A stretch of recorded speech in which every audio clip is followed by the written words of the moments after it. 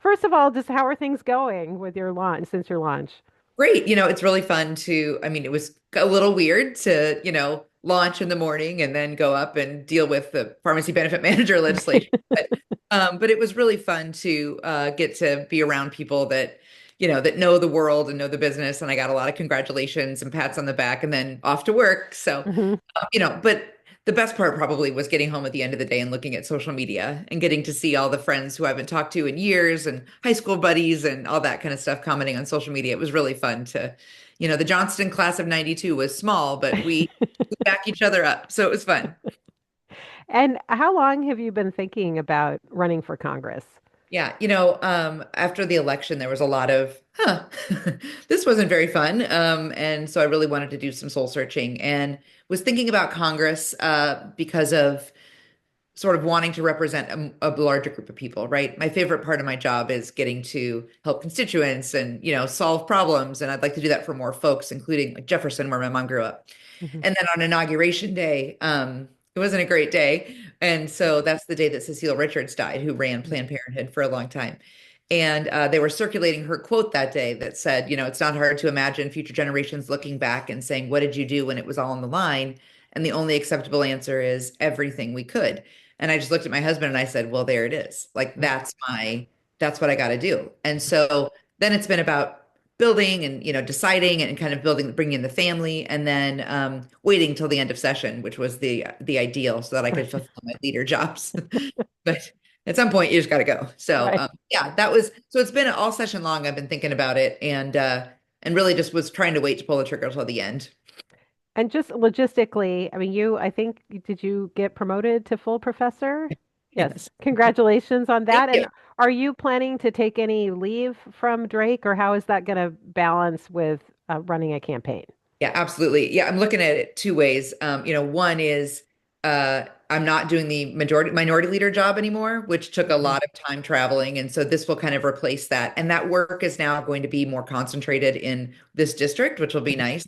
So Mhm. my plan is to do like I've been doing as leader and, teach some classes in person, some online, asynchronous, Mhm. and then spend the rest of the time on the road. So Mhm. we'll be able to do it. I think it's kind of like the minority leader job is being replaced by the congressional candidate job.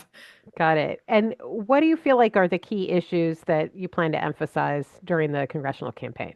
Yeah, I mean, certainly the economy is something that sounds trite, but is right at the forefront of everybody's mind. And it isn't just a talking point when you're in Greene County. It isn't just a Mhm. talking point when you're in, Osceola. It's what people are really struggling with. So healthcare costs, Social Security, obviously Medicaid for seniors and nursing homes and for kids. We're just worried about what's tomorrow look like. So many families are worried about that. We've had so many layoffs. Am I going to lose my job? And so stability and economic stability is really a key thing that I'm hearing over and over and over again. People just want some answers and they want to know that they're going to be okay. And right now they don't have that reassurance and they feel like there's no one out there saying, hey, wait a minute, what about my constituents? And on the issues, like I'm not aware of very many differences between you and Sarah Trone Garriott on any issues, but there were a couple of things that she's emphasized: term limits and a ban on individual stock holdings for legislators. So I was just wondering where you are on those issues. Yeah, I've not actually decided on those issues. I haven't actually looked into them. They've been so focused on launch and session, but I Mhm. certainly understand the benefit of term limits and also understand the benefit of letting voters decide. And when it comes to individual bans on stocks for members of Congress, I need to look into it. I can't imagine I would have a different opinion, but I want to look into it a little bit. I was wondering if you could talk a little bit about reproductive rights. There's been some soul searching after the election that maybe Democrats emphasized those issues too much in both congressional races and in the legislative races. And what are your thoughts? I mean, you were just talking about the economy. Do you feel that reproductive rights are going to be less emphasized in this next cycle? I think that when we talk about what was talked about last time, it's always easy to look back in time, right? But reproductive freedom is under attack, and it is something that most Iowans are concerned about. And so, I think it's important to continue to talk about that issue And it's just a matter always of determining, what's on voters' minds when they walk into the voting booth or when they get that ballot at home. And, obviously the economy is really important right now, but that doesn't make reproductive freedom any less important. And it doesn't mean that women still aren't going to die because of the abortion ban in Iowa. So it's not an issue that I would look at from a political standpoint as much as I would from are women going to get the miscarriage management they need in the state? Are women going to die because they can't get care? That's what really makes me worried. Mhm. And what we've seen in just about every battleground legislative race and in many of the federal races as well, that Republicans are pushing this anti-trans button talking points. And so presumably, if you're the nominee, that would be an argument that they would say you voted against this, that, or the other bill. So how would you respond to that? Yeah, I We think know it's that. coming.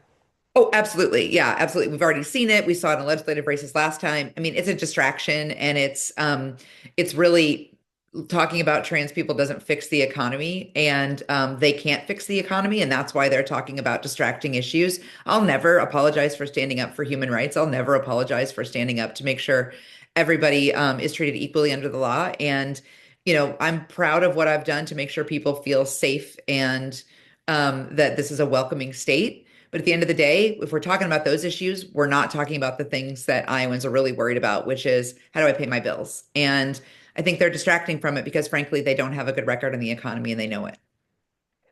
There's a fault line among a lot of Democrats right now during this Trump administration. And what is the appropriate response for the Democrats in Congress? And we particularly saw this in March when most of the House Democrats voted against the spending bill, the continuing spending resolution. And then there was a smaller group of Democratic senators who voted for the bill to avoid a federal government shutdown. And I was just wondering where you fall. A lot of people saw that as a capitulation, but then many people said that a shutdown would have been worse. So where do you fall on that? Yeah, I mean, we got to fight. And so for me, it's are we standing up for our constituents? Are we fighting back out there? Because that's what's missing right now. People feel like there's absolutely no one standing up. And Democrats, I think, sometimes feel that when there are folks in Washington going along with what the Republicans are doing. And so I understand that frustration. I also feel that frustration. And I think we got to fight. This is the moment to fight. This is the moment to stand up. And in that situation, we did not make the government almost shut down. Republicans did, and it would have been their fault. And just like in Iowa, if the economy's not strong in Iowa, Republicans are in charge. So we have to fight back and stand up. And that's really been my biggest focus is, and what I'm hearing the most out in Red Oak and Ottumwa is Mhm. we got to fight. And so if you're elected to Congress and presumably, Trump would still be president. So is that something like, and if Democrats had the majority, like you would be on board with absolutely fighting, even if, going to the brink on federal government spending? Yeah, I mean, I think it's very issue dependent, of course. So I Mhm. can't say all or nothing. Right. But I will say that fighting is what people are telling me they want us to go to Washington to do. Mhm. And because right now they don't care about the fighting between each other. They want to know somebody's going to fight for me. So if it's 83,000 jobs cut at the VA where my dad gets his medical care and where my mom worked, then there is no one right now saying, hey, wait a minute, this isn't okay. And so we talk about the big political picture, but what about the person at home who doesn't know if she's going to lose her job because people out there are fighting with each other instead of fighting for them? So that's really what I'm hearing over and over again. Can we talk about a little bit of campaign mechanics here? Obviously, in the legislative races, you've knocked on a lot of doors, but you can't knock on all the doors in a congressional district. So, how do you plan to make yourself more known to people outside of the area of Polk County where people already know you pretty well? You bet. I'm just going to be out there, right? I've already been doing this as minority leader, and then I spent a lot of time in Ankeny when we flipped two seats in a bad year in 2022. I spent a lot of time there, but then you head out to Montgomery County, where I've been for the soup supper 3 years in a row, and Jefferson County, where I went up with my mom so that she could hang out with her high school friends who were all Greene County Democrats, which was fun. So I'm just going to keep going out there. That's my favorite part of this work is getting to get out in the community and talk to folks and. Um, just letting them know who I am. They might know me as somebody who's on TV fighting about legislative stuff, but they don't know that I went to Johnston High School and graduated when it was a tiny little school back in the day, and that I'm from Drake, and that my mom, I used to go to a craft sale outside of Cooper up in Jefferson, or outside of Jefferson. So letting them know that part about me. As minority leader, you don't talk about yourself very often because you're talking about your members and you're talking Mhm. about your constituents. So that's a little weird for me, right, to go out and talk about me. But letting folks know this is my home, it's where my mom grew up. It's really important to me to go out and fight for them. And that was a strong message, obviously, in your launch video. I mean, are you saying that somebody who wasn't born and raised in Iowa or didn't go to college in Iowa is less able to represent the district, or? Oh, absolutely not. I'm Okay. saying that that's why I want to represent this district is because I've been here, I grew up here, and it's where my mom grew up, and it's important to me to represent the people I grew up with. It's absolutely not a contrast to anybody else. It's a Mhm. statement of who I am and where I grew up and how I think what I think folks from this district need. And your competitor in the primary, it looks like, is leaning into an electability argument. She's won tough races. And, how do you respond to somebody saying, look, the Iowa House Democrats have lost seats, and here's this person who's won tough races? Sure. Yeah, absolutely. First of all, I think people get a little sick of treating politics like a game and looking at it as wins and losses. They just want somebody who can win and go fight, and that looks different every year. But I'll tell you that, I'm no stranger to losing tough races. I did chase the majority leader away in 2018 and flipped a seat then. In 2022, when things were terrible, I helped flip two Ankeny seats that were tough on a bad night. In 2024, we held five Trump seats, which is nothing to sneeze at in a year like that.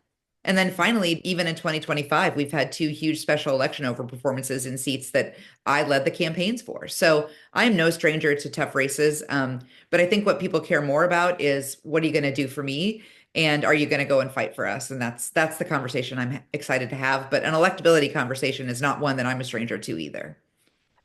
Thinking about the general election, I mean, it's really not rocket science in this district, right? The path for a Democrat, you run up the score in Polk County, you keep it close to in Dallas County, and you don't get blown out everywhere else. So, without getting like too granular about strategy, can you talk generally about how can this be accomplished?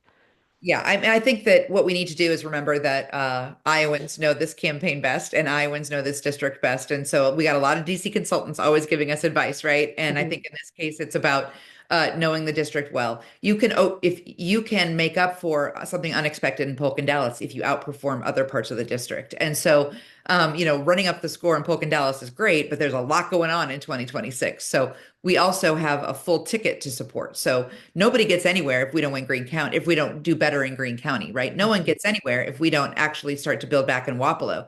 So that's something that we all need. And it's also something that, frankly, when you take the game part away, it's what people deserve, right? When I go to these communities, I go to Greenfield and people are like, oh my God, it's so good to see you. They deserve for us to come listen to them and talk to them. And so, I can make those fundraising phone calls in the car and head to Greenfield and use that time well there too. Polk and Dallas are obviously critically important because it's where the majority of the population lives, period. Mhm. But to ignore the rest of the district, I think, is a mistake and not one I'm going to make. And I have, as you know, a low-key obsession with what I call the mid-sized cities, what other people call micropolitan areas. So these former Democratic strongholds, which are no longer Democratic strongholds, and you already mentioned one of them, Wapello. So, I mean, do you have any thoughts about what's happened? Why has the support for Democrats eroded so much, and how do we turn that around? Because obviously, Wapello is the third largest county in the district. Right. And I've been to Ottumwa 5 times in 2025, and I love it down there. Mary Gaskell and I used to go knock for her. I knocked for Diana Swartz. So Mhm. I love it. I even saw Star Wars in Ottumwa once with Cory Booker. So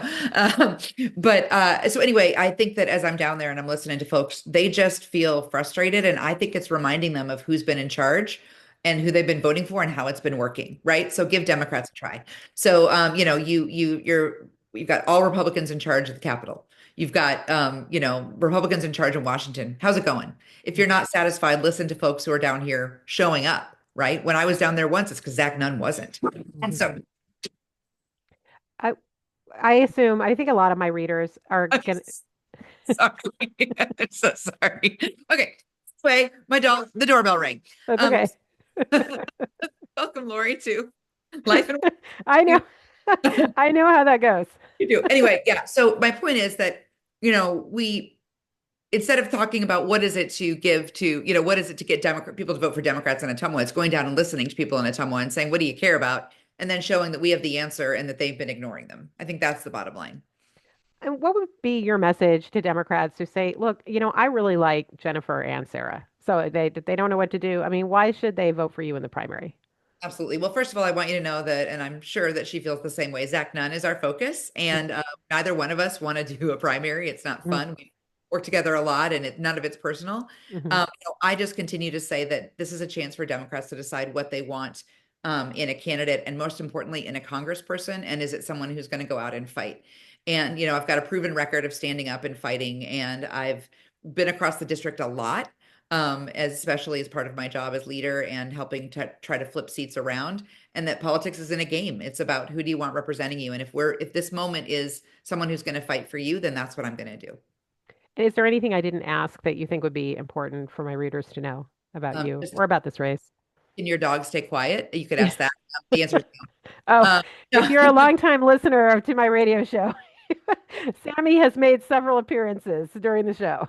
But, pandemic puppies are really protective. No, I just that it's so easy to get caught up in the game, and especially folks like us, Lori, who love this and who talk about this all the time. It's really easy to focus on the game part, but folks are struggling and folks feel unheard. That is the number one thing I hear. And if we can go out there and listen, and if we can go out there and get people motivated, then you know what? I think we have a really good shot to bring some balance back, because overwhelmingly people feel ignored and left behind. And I really want to demonstrate that I'm going to show up and fight for them. Well, thanks so much for taking the time. Absolutely. Sorry about Clark. Oh, it's no problem. Hang on, I'm just stopping.